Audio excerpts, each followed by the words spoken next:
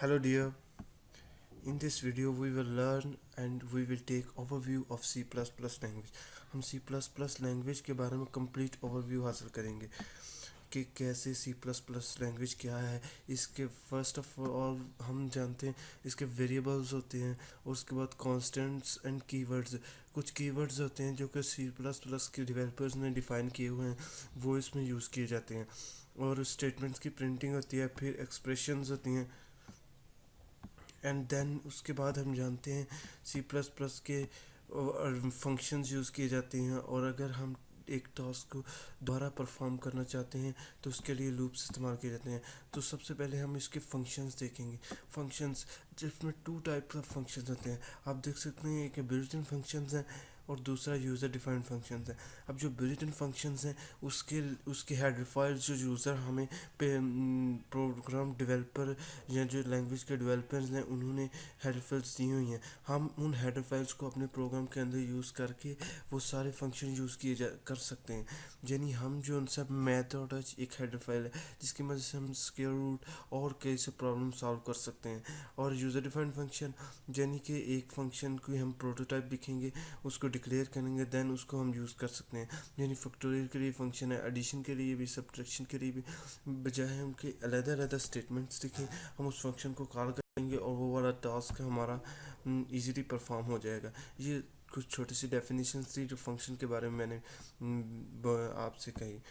अब इसके बारे में हम फंक्शंस क्या होते हैं, अब एक बिल्ट इन और एक हम देंगे उसकी एग्जांपल। क्या कहते हैं, एक बिल्ट इन फंक्शन और एक यूज़र डिफाइंड फंक्शन की एग्जांपल देंगे। IO stream using namespace std। अगर हम यूज़र डिफाइंड फंक्शन यूज़ नहीं करना चाहते, बिल्ट इन फंक्शन यूज़ करना चाहते हैं, नहीं for example sharp include M math dot H. अगर हम ये फंक्शंस इस हेडर फाइल्स में मौजूद है, अगर हम यूज़ करना चाहते हैं तो हमें ये हेडर फाइल यूज़ करनी पड़ेगी। और उसके बाद हम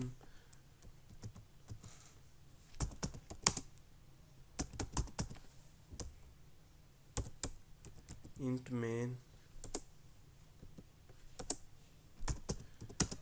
इंट हमारे पास है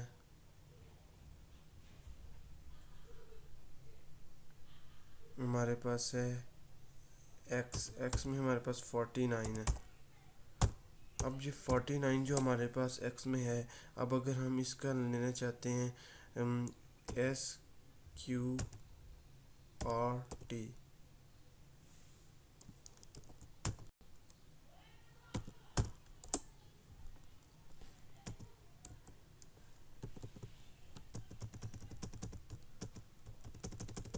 और हम अगर स्क्वायर रूट लेना चाहते हैं तो इसके बाद हम उसको रिटर्न कर देंगे। और ये जो फंक्शन है, अगर हम इसको ट्राई करते हैं कि ये इसका आंसर प्रिपेयर हो रहा है कि नहीं, अब ये प्रोग्राम एग्जीक्यूट हो रहा है, उतनी देर में हम देख लेते हैं बिल्ट इन फंक्शंस। ये जो बिल्ट इन फंक्शंस है जिसके फंक्शन प्रोटोटाइप्स ऊपर होगी, तो फंक्शन के 3 टाइप्स हैं। हम इसके शुरू में भी लिख सकते हैं, एंड पर भी लिख सकते हैं, और उसको प्रोग्राम के दरमियान में भी लिख सकते हैं। डिफरेंट टाइप्स हो सकती हैं। और अगर हमने देखें तो आगे लूप्स हैं हमारे पास। जो लूप्स जो होते हैं ना, ये डिफरेंट, यानी कि हमारे पास डिफरेंट टाइप के लूप्स हैं। अगर हम एक स्टेटमेंट है, एक्सप्रेशन है, उसे सॉल्व करना चाहते हैं, या एक स्टेटमेंट है उसे हल करना चाहते हैं, इस जो लूप्स बहुत ही इम्पोर्टेंट अहमियत रखते हैं। इस जरिए लूप्स बहुत ही इम्पोर्टेंट है। सो इसके लिए हमारे पास होना चाहिए डिफरेंट 3 टाइप के लूप्स हैं जिनको हम यूज़ कर सकते हैं। एक ही एक्सप्रेशन को, एक ही जो स्टेटमेंट है उसको बार बार इस्तेमाल करने के लिए हम ये लूप्स इस्तेमाल करते हैं, जिनमें फॉर लूप होते हैं। उसके बाद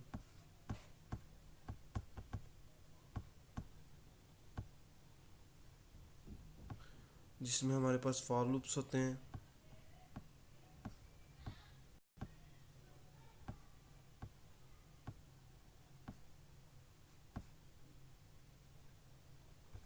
जिसमें हमारे पास एक फॉर लूप्स होते हैं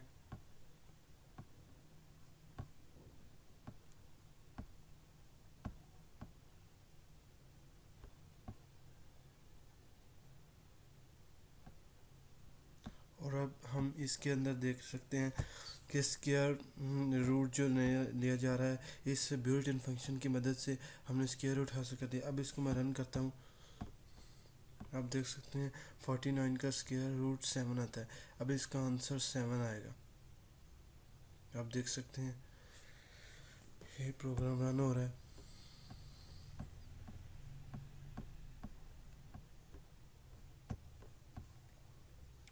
और देख सकते हैं 7 इसका आंसर आ चुका है यूज़र डिफाइंड फंक्शन। अब अगर हम इसको बिल्ट इन फंक्शन बनाना चाहते हैं, यानी 3 नंबर है हमारे पास, उसको हमने आपस में करना है। 3 नंबर है हमारे पास, उसको हमने सारे नंबर्स को हमने आपस में प्लस करना है, कैलकुलेट करना है, फिर उसके बाद आंसर क्रिएट करना है।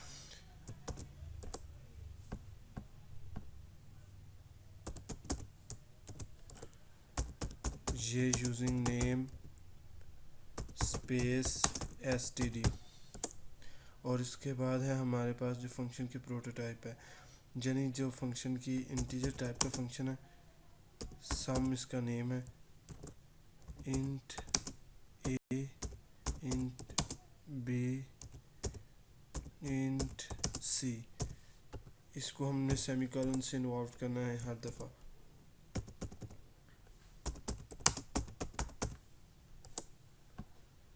और अब हम देखेंगे इंट एक्स वाई जेड,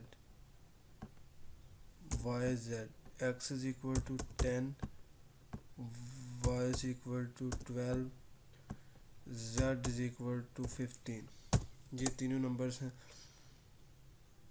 और इसके बाद इंट रिजल्ट नाम का एक वेरिएबल हमने डिक्लेयर कर दिया है। ये वेरिएबल यूज़र डिफाइंड वेरिएबल है।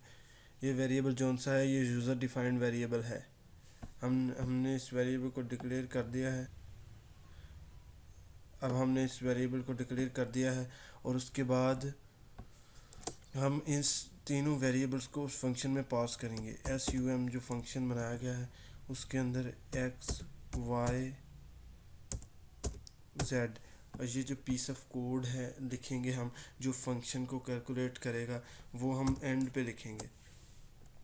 अब ये जो रिज़ल्ट आएगा इसका, उसको RESULT रिज़ल्ट में स्टोर कर दिया जाएगा और सी आउट करवा लेंगे हम द सम इज़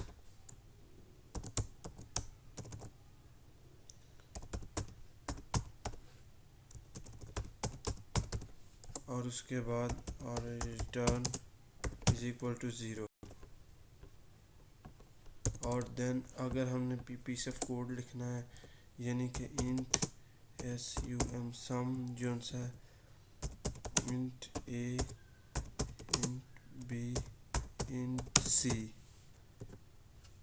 ये जो फंक्शन हमने लिखा है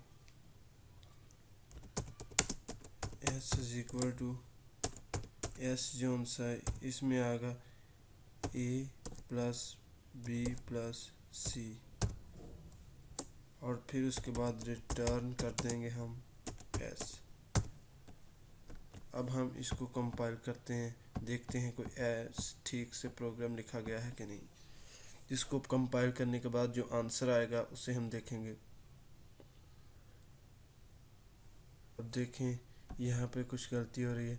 इंट एक्स वाई जेड, मेरे ख्याल से तो कोई गलती नहीं है।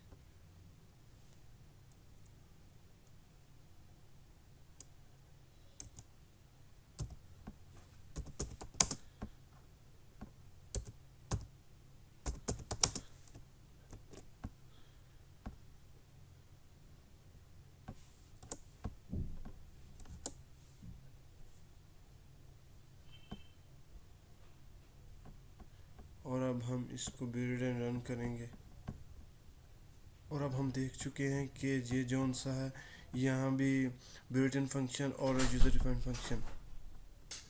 अब हमने ये देखना है इफ़ एल्स कंडीशन, ये जो लूप्स हैं, जो फॉर लूप सबसे बेटर है, जिसमें देखें कंडीशंस और इनिशियलाइजेशन और डिक्लेरेशन और ये सारे स्टेटमेंट्स एक ही लाइन में लिखी जा चुकी है और इसको कंट्रोल करना बहुत इजी है। और डू वाइल लूप और वाइल लूप, इन दोनों में एक डिफरेंस है, जो सेम वाइल में एंड पर सेमीकोलन होता है। उसके बाद है हमारे पास डिफरेंट टाइप के कंडीशंस होती हैं, कंडीशंस जो जिनको हम देख लेते हैं। अब कंडीशंस को देखने के लिए मैं यहाँ पर एक ड्रा करता हूँ, जौन सी conditions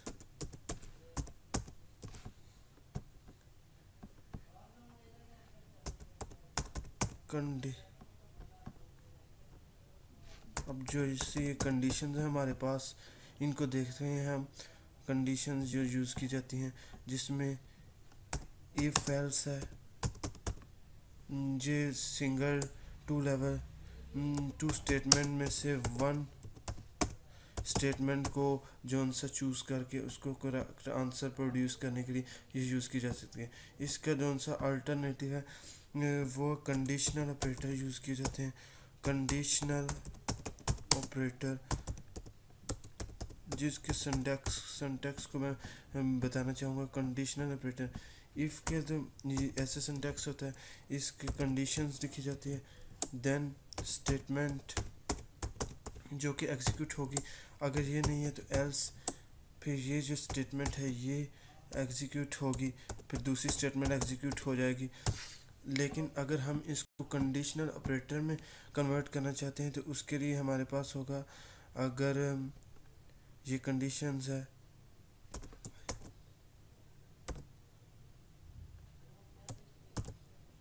then true, this is a one condition, that's then false condition. ये सिंपल जो कंडीशनल ऑपरेटर्स यूज़ किया जाता है कंडीशनल ऑपरेटर पे। अगर ज़्यादा स्टेटमेंट्स हो, if more than two statements हों, अगर ये दो या दो से ज़्यादा स्टेटमेंट्स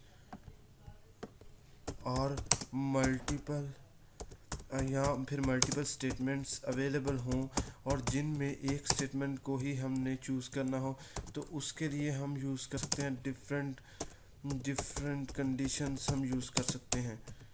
यानी फॉर एग्जांपल उसके लिए हम यूज़ कर सकते हैं इफ़ एल्स इफ़ कंडीशन, फिर उसके बाद है स्विच कंडीशंस।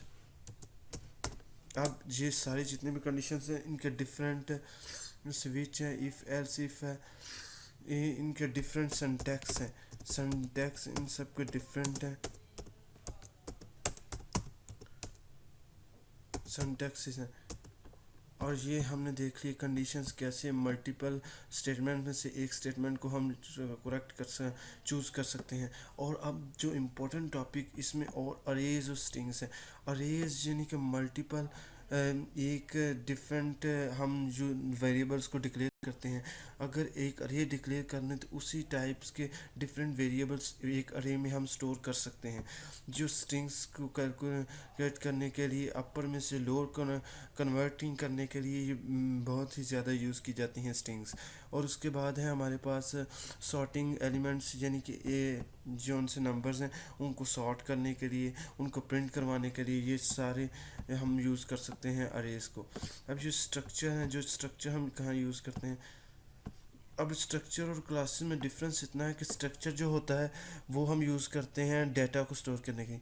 ये हम क्लास इसमें फंक्शन भी यूज़ कर सकते हैं, लेकिन इसमें इंपॉर्टेंट डिफरेंस ये है, स्ट्रक्चर जो सा जो बाय डिफ़ॉल्ट पब्लिक होता है, बाय डिफ़ॉल्ट जो सा ये बाय डिफ़ॉल्ट जो सा है ये पब्लिक होता है। लेकिन उसके बाद अगर इसमें बेसिकली और मोर जोन से प्रोग्रामर्स हैं और जोन से जितने भी प्रोग्रामर बेसिकली इसको डाटा टाइप्स के लिए स्टोर करने के लिए यूज़ करते हैं, जिसमें नेस्टेड स्ट्रक्चर भी हो सकते हैं। नेस्टेड स्ट्रक्चर उसके एक प्रोग्राम हम देख लेते हैं, नेस्टेड स्ट्रक्चर को बेटरली हम अंडरस्टैंड कर सकें। उसके लिए मैंने एक प्रोग्राम आपको दिखा देता हूँ। उसके लिए मैं एक प्रोग्राम आपको शो करवा के अब हम नेस्टेड स्ट्रक्चर्स के बारे में बात कर रहे थे, जिसके बारे में हम ये बात कर रहे थे कि ये एक स्ट्रक्चर है डिस्टेंस नाम का एक स्ट्रक्चर है। उसके अंदर एक इंटीजर फिट और देन नेक्स्ट मौजूद है।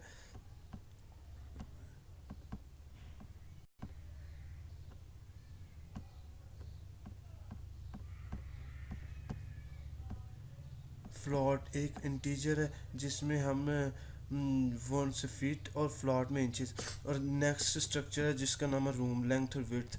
अब ये दोनों जो ड्राइव्ड स्ट्रक्चर है ना, एक है बेस स्ट्रक्चर। ड्राइव्ड स्ट्रक्चर्स में से बेस को हमने एब्स्ट्रैक्ट कर दिया है, और ड्राइव्ड स्ट्रक्चर से ही हम ये डाइनिंग में लेंथ और फीट और इंचेस हम एंटर कर रहे हैं। फिर उनको आपस में मल्टीप्लाई लेंथ और विड्थ के करके फिर उसका स्क्वायर निकाल दिया है। ये एक सिंपल प्रोग्राम है जिसकी मदद से हम स्ट्रक्चर और नेसेसरी स्ट्रक्चर्स को इजीली अंडरस्टैंड कर सकते हैं। और आगे क्लास है। क्लास में डिफरेंट कीवर्ड्स यूज़ किए जाते हैं, जिसमें है पब्लिक और प्राइवेट, पब्लिक प्राइवेट, और उसके बाद है हमारे पास प्रोटेक्टेड। ये प्रोटेक्टेड जो सा कीवर्ड है ना, इनहेरिटेंस में बहुत अच्छी तरह यूज़ किया जा सकता है। इसको हम नेक्स्ट वीडियो में डिस्कस करेंगे कि इनहेरिटेंस और क्लासेस को आगे कैसे हम फॉरवर्ड करेंगे। ये सब हम नेक्स्ट वीडियो में डिस्कस करेंगे। Good bye.